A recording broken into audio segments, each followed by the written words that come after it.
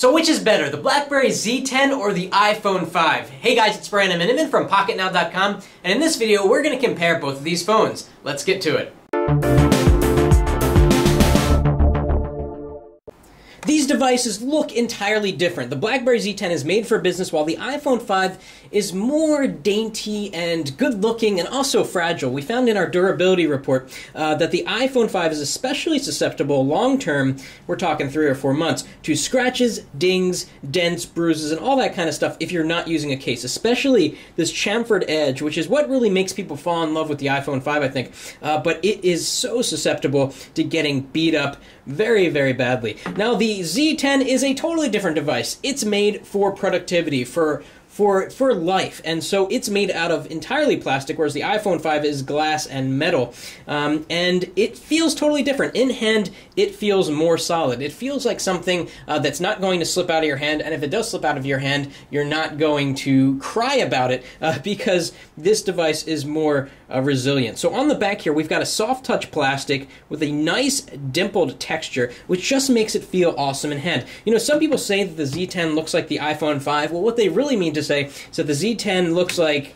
the back of the iPhone 5. And it's not that big of a resemblance. We have these strips on the top and the bottom, but the differences really stop there. Overall, the Z10 is nondescript. It really isn't a looker, but that's okay. I think it's meant for business. It's meant to take away the distraction of chamfered edges and metal textures and all that stuff, and just give you a functional device that feels good in the hand. Over here on the side, we've got micro USB and the ability to do an output to an HDMI capable television or projector. We've got a volume rocker and BlackBerry's quick actions button, and here at the top is the power standby button. One of the interesting things that you can do on the Z10 that you can't do on the iPhone 5 is unlock the display by swiping up from the bottom. Now, both of these are turned off right now, so it's not going to work, but I'm going to show you that in a sec.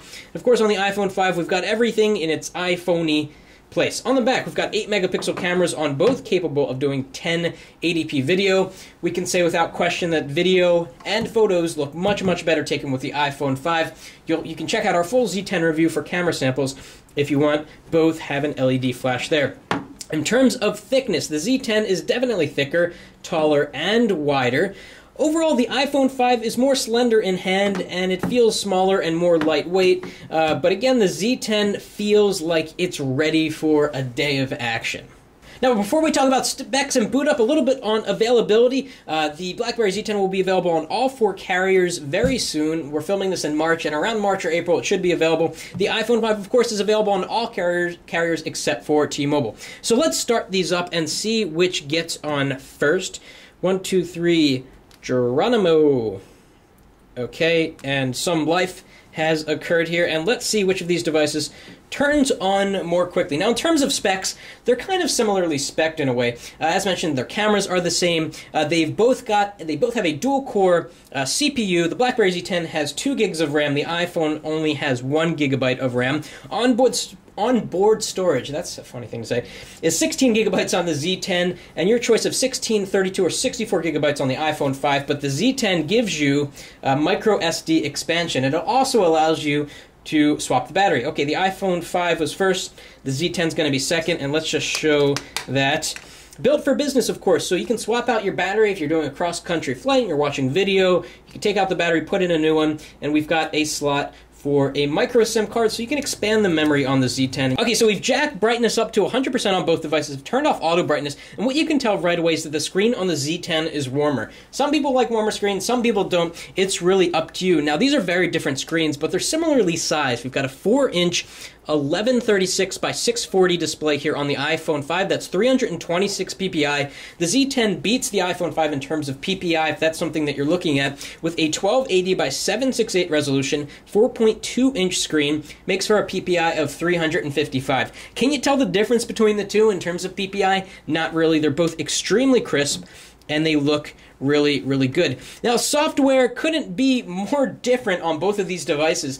The Z10 has the new BlackBerry 10 operating system, which actually takes some cues from the iPhone's operating system. Let me show you what I mean by that. So if we swipe to the right, this is the main home screen. If we swipe to the right, these are where your icons live, and you can make folders and stuff.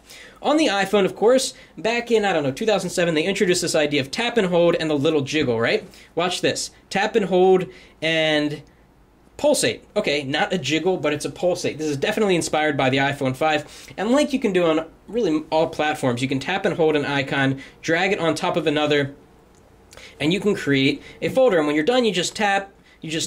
But folders are kind of weird on the Z10. They are full screen, they're up in your face, whereas on the iPhone 5, they kind of just fold down, which is a nice touch.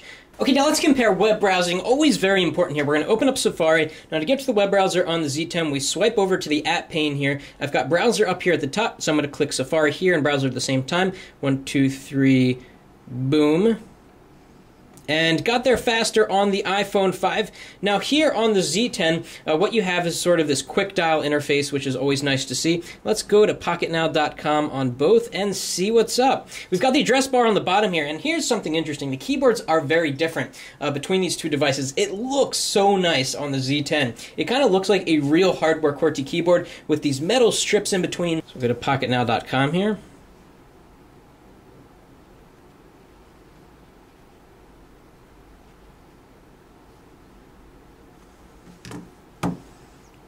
Okay, and they're both going not exactly the same time, but we'll do an official speed test in a sec. Moving around the page, both of these I can tell you have very, very good web browsers, but which is faster? Let's see. Desktop version 1, 2, 3, go.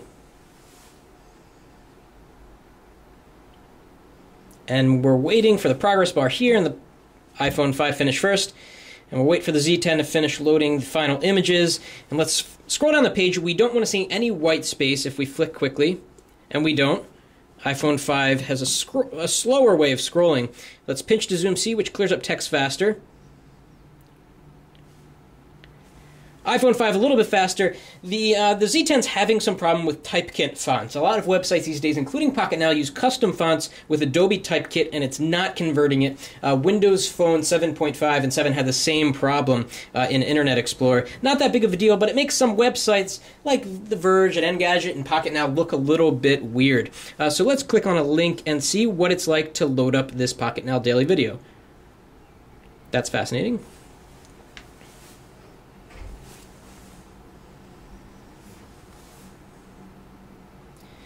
Okay, so we've got a video here ready to go and a video here ready to go. Let's see which loads up the video first. 1, 2, 3, go. Did that work? Get ready for the Samsung Galaxy S with the number 4 says Samsung. The HTC One wins the best mobile award that everybody's seen. And we wrap up with the and there we go. Two videos playing. Video is slightly larger here on the Z10, of course, because it's a larger screen. They both look very good. On the Z10, it's definitely a little bit warmer, so Jaime looks more tan than he usually does. Look at that. That's funny. But both play back video very, very smoothly. And let's get out of here. Now, if someone were to ask what's good about BlackBerry 10, I would say messaging, and this is why the BlackBerry is really good at messaging, something that the iPhone does not do. From any screen, and by the way, the video is still playing, you swipe up from the bottom, if you do it the right way. You swipe up from the bottom, and you begin to see your notifications in the BlackBerry hub. If you swipe up a little more and to the right, you can start to peek into your BlackBerry hub, which is where all of your Twitter and Facebook status and updates come through, and all of your emails fall into one place. And it's a really awesome way to really see everything that's going on in your life. And of course, if you go over here to the hub or to the listing before the hub, you can drill into specific areas. But from any screen, whether you're on Facebook or Twitter or the New York Times, and you just want to see if you have some messages and what they're looking like, you just do a little swipe, and then you can swipe back and go back to the home screen through that multitask UI. But besides that, that's really it in terms of what makes BlackBerry 10 awesome. Right now, it's sparse in terms of the app selection, and we are trying to answer the question, why the Z10? Because, of course, the iPhone 5 has an app selection that is really second to none. It's still slightly better than what you get on Android phones today. So the Z10 is a great phone. If you want some rugged hardware, a great typing experience, the best email experience on any device, great security features, and a device to just get stuff done. But that's not exactly true, because in order to get stuff done, you need apps for everything, all of your stuff. And the Z10 just does not have it. And right now we cannot recommend the Z10, so if you're comparing it against the iPhone 5, the iPhone 5 is a mature product that can just do so much more. The Z10 has promised, make no mistake about it, but right now it's unfulfilled. So which do you think is better? Which device would you rather carry as your daily driver? The email-friendly, messaging-friendly Z10 or the more refined, more mature iPhone 5? Let us know in the comments, and thanks for watching. That's it for now.